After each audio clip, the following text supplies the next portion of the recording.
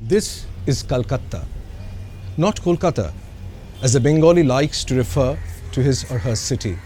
Not Calcutta, which is the world of the Anglicized, but this is the world of the non-Bengalis, the world of people who have come from as far as Bihar, from Uttar Pradesh, and oftentimes from Bangladesh as illegal migrants.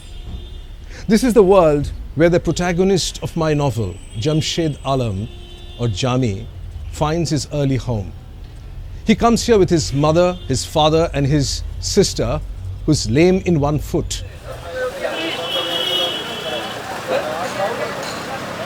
This is a world populated by shopkeepers of a variety of different kinds.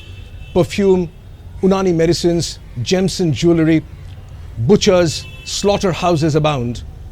And of course, this is also the world of gangs, the world that he falls into. This is the place where he becomes friends with people who will last him for his entire life. This is the place where he finds his enemies, enemies who will torment him for the rest of his life. So, Jakaria Street, Chitpur, Kolutola, central and north central Kolkata is the setting of the novel as it starts. We think of Kolkata as a Bengali city, when in fact it isn't. The majority of Kolkatans are actually non-Bengalis. We think of ourselves, the cultured intelligentsia, as being the core, and everybody else is the periphery, when really the cultured Bengali intelligentsia is the periphery of this city. When I thought of writing the fictional memoir of a gigolo in contemporary Kolkata, I thought I had bought myself a huge load of trouble, because I, a middle-class Bengali, would have to go outside my comfort zone to enter the world of gigolos. There are lots of characters in this novel. There is of course Jamshed and his family. There is Uncle Mushtaq, the person who gives them shelter when they arrive as illegals from Bangladesh. Uncle Mushtaq is the leader of the Communist Party in Bengal. But perhaps the character that touches him most deeply is Rani. When Jami takes up a job as a masseur at Champaka, Rani is his manager. She's a transgender person, a hijra. So Jamshed Alam wants to become a Kalkatta wala. That's his grand ambition. He's the son and grandson of refugees, and nothing would be better for him to have a permanent home. Having dropped out of school, he has no options but to find a small-time job in a travel agency. Over a period of time, he graduates from his travel agency job and becomes a masseur in a massage parlor. And suddenly, a whole world of opportunity opens up before him. From being a masseur, he becomes a gigolo, a male prostitute. And in a very strange way, his life as a gigolo makes him a proper Kalkatta wala. He travels to parts of the city he'd never been to before. He goes to the leafy suburbs of the south, the home of the fabled Bhadralok.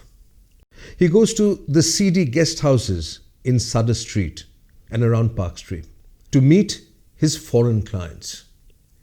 There's a part of the novel when Jami discovers Job Chanak, discovers him accidentally.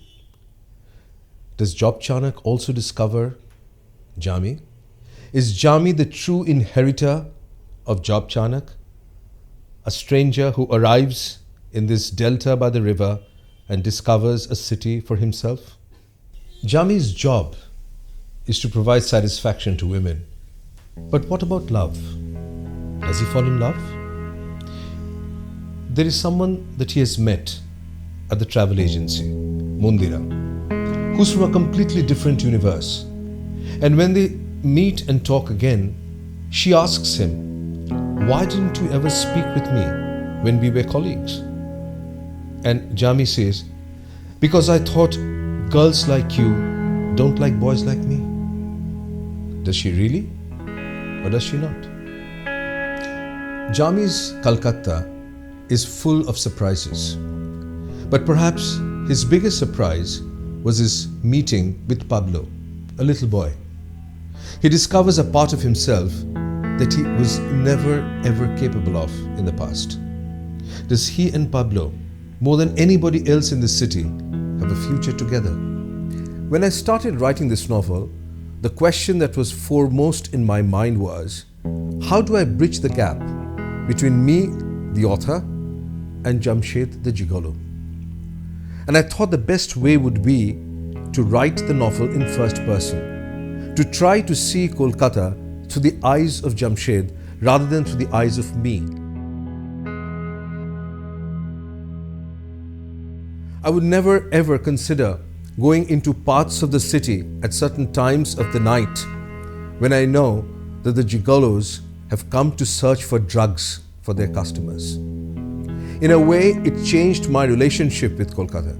It made me aware of not simply my presence and my comfort zone, but also how people with different vocations and pursuits make their life and livelihood here.